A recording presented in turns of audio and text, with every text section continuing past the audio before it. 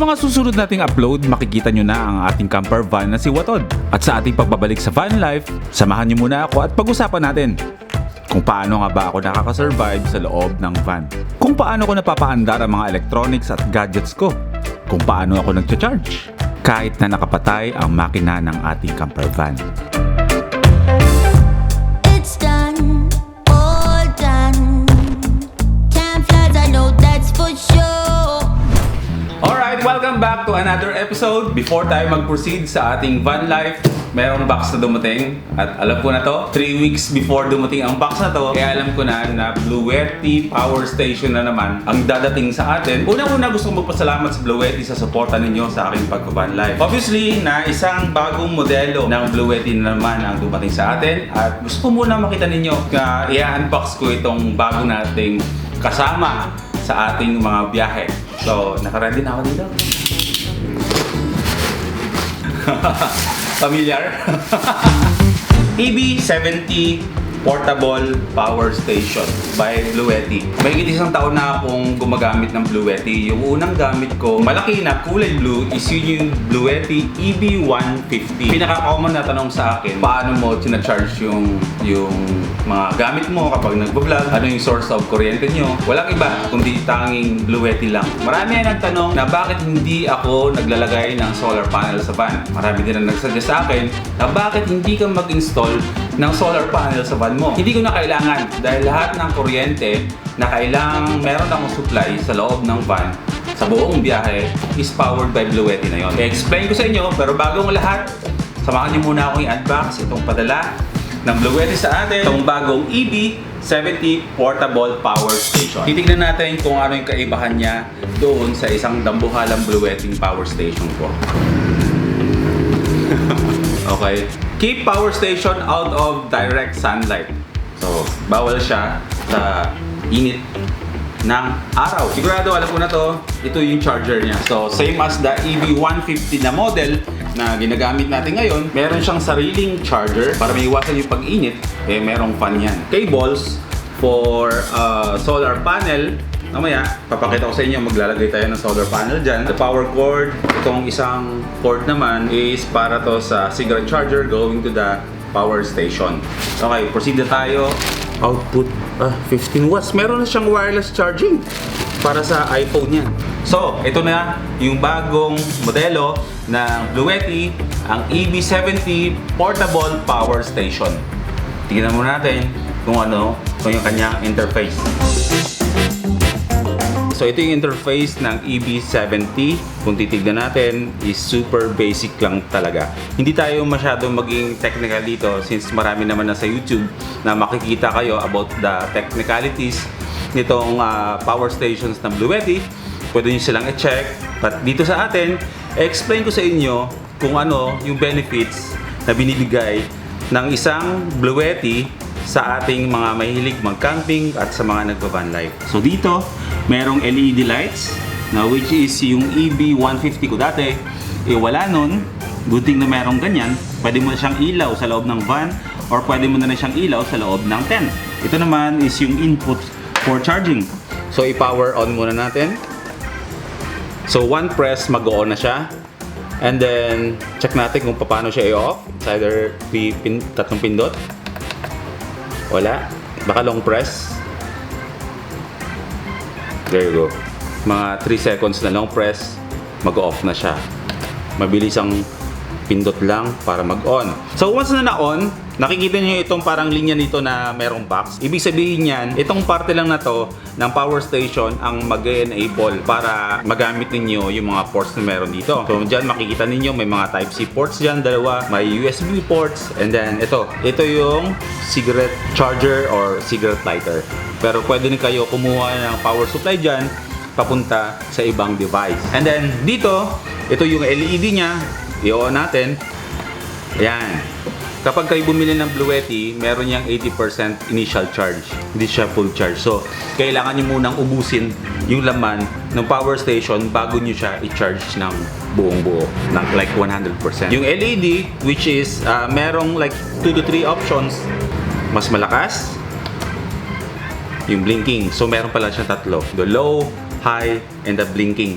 Which is ito yung ginagamit para sa mga emergency, di ba? O mas okay na ngayon na meron siya. And then off natin. Long press. Mag-off na siya. And then dito naman sa port na to, which is regular na saksakan ng electric fan, charger ng laptop, at kung ano-ano pa, rice cooker. Nasubukan ko yan dun sa isa kong malaki yung Blue Yeti. Yan siya ka-powerful. So merong 4 na port dito para dun sa mga regular na mga gadgets natin na ginagamit. Like laptop, electric fan, like mini electric fan, rice cooker, pang-init ng tubig, or kahit ano pang disaksak na binabaon ninyo sa inyong mga biyahe kapag kayo nagka-camping, ay pwede yan. Ito, madalas kong gamitin to sa pag-charge ng aking mga batteries ng GoPro, ng DSLRs, ng batteries ng drone. Dito ko lahat yan sinasaksak. Pwedeng sabay-sabay kayo mag-charge ng iba't ibang klaseng kailangan yung i-charge. Sa mga dating Blue Yeti na power station, wala yung ganito. Yung parang meron siyang hiwa-hiwalay na power button sa bawat iba't ibang outlet na meron siya or input. Pagka-on mo, pwede mong ito lang yung gagamitin mo at naka-disabled to. And then, pwede rin naman na gamitin mo silang lahat ng sabay-sabay. Kapag ito lang ginamit mo, yung mga USB ports dito at nakapatay yung dito, nagtatagal yung buhay ng inyong battery. So dito, sa gilid, hindi po pwedeng mawala ang exhaust fan. Meron dito at meron din dito sa kabila. Para saan? Para lumabas yung init na meron sa loob habang ginagamit mo or habang ikaw ay nag-charge. So hindi siya kalakihan na power station, hindi din siya sobrang liit. Test weight tayo. Compared to my EV150 dati, sobrang bigat talaga nun. Pero syempre, mas malaki. Mas malaki yung power storage. Pero ito, mas handy, mas portable. Pwede kayo mag-camping na bit-bit-bit-bit. Wala, nagko-commute kayo. Yung mga nagmo-moto camping dyan, pwede dito sa inyo. Kasi pwede nyo itong ipasok sa loob ng inyong mga top box at hindi siya kabigatan, magaan siya. Isipin nyo, sa ganito kaliit na power station, is meron tong total na 1,000 watts. So, ganun siya kalaking storage ng kuryente. Para sa akin in my case, na marami akong klase ng mga batteries or mga gadgets na kinakabit dito, aabot to ng 3 days na palagi ko siyang ginagamit. Compared sa aking isa pang mas malaki dito na version ng Blue Yeti, which is yung EV150 na talagang tumatagal siya ng 1 linggo. Ganun siya kalaking power station, ganun kalaking power storage ang meron siya. Lahat ng klase ng charging, merong ilaw sa gabi sa loob ng van, at magdamag. Naka-electric fan ako, 1 linggo yun na hindi talaga nauubos. Nauubos siya, pero kukunti na lang. Siguro may mga matitira na 20-30%. Pero isipin nyo, sa loob ng 1 linggo, meron akong power supply sa loob ng aking van na hindi ako nangangailangan ng solar panel sa aking camper van. So ngayon, ang question naman dito is, paano nga ba ako mag-charge nitong power station? So ang next na tanong ninyo is, paano ba ako nag-charge kapag ako ay nasa biyahe? Kasi syempre, nasa loob tayo ng camper van. Wala tayong ginawa kundi palipat-lipat tayo ng destination para kung saan ako magpapahinga. Paano kapag walang saksakan at maubos yung laman nitong power station natin? Unang-unang way of charging ko is gamit itong kanyang charger. Saksak nyo lang dito. And then, isaksak nyo sa kahit anong saksakan na meron na mag-fit sa ganito. Then, mag-charge na yan. Pangalawa, lahat ng kotse, lahat ng klase ng sasakyan, merong cigarette charger. So, ito ang solusyon dyan. Saksak nyo dito.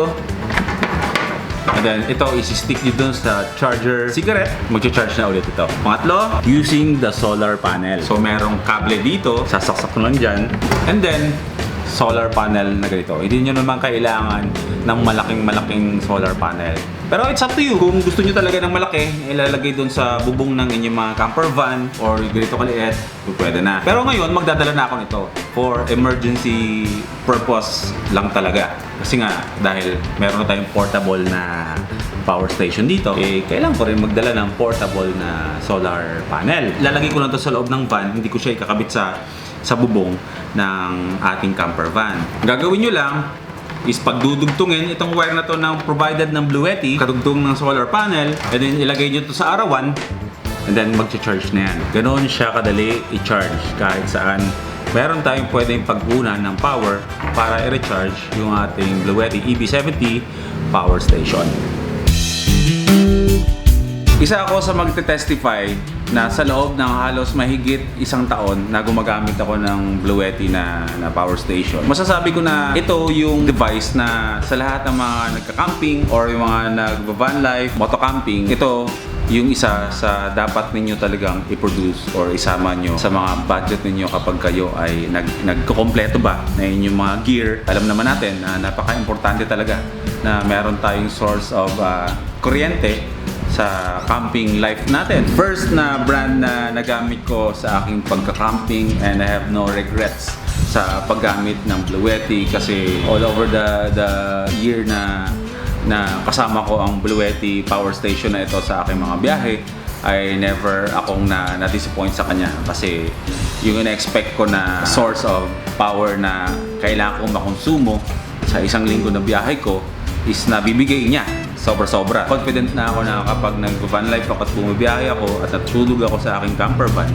is meron na akong sigurado na kuryente para sa magdamag na charging at magdamag na supply ng kuryente para sa aking electric fan. And since na-a-adapt na ng mga Pilipino ang moto-camping dito sa Pilipinas, huwag kayong mag-alala kasi may mga smaller versions pa ang Bluetti ng mga power stations nila. So, check nyo lang ang website ng Bluetti at makikita nyo lahat ng klase ng modelo ng Bluetti from the smallest to the largest power station. At sa mga nagba-van life dyan, especially din dun sa mga nagbabalak mag-van life, Bluetti ang super fit para sa inyo, nakasama ninyo sa ganong klaseng lifestyle. 1,000 watts, diba? Para sa biyahe ninyo, sakto nyo lang kung anong gusto nyo i-charge. Then, ready to go. Diba?